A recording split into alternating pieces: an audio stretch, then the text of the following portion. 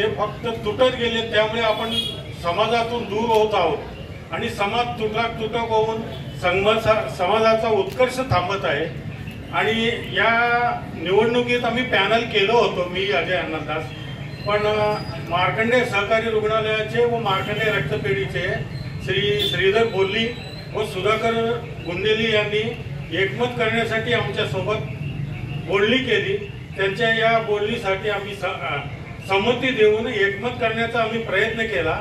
आम्ही जवळजवळ 100% आम्ही आमच्याकडे जे होते ते सभासदांना परत घ्यायला लावला आणि दशरथ गोप यांनी दिलेल्या आम्हाला एक शब्द दिले की सर्वांना संघटितपणे एकत्र घेऊन काम करणार आहे। पुढे समाजाच्या विद्यार्थ्यांना आणि समाजातील आपल्या मुलांना पुढील शिक्षणासाठी जो त्रास होतो तो पूर्णपणे स्वच्छ निरपेक्षपणे आम्ही करणार आहोत। आपण सगळ्यांना सोबत घेऊन करणार आहोत असे शब्द दिल्यामुळे आम्ही पाठिंबा दिलाय।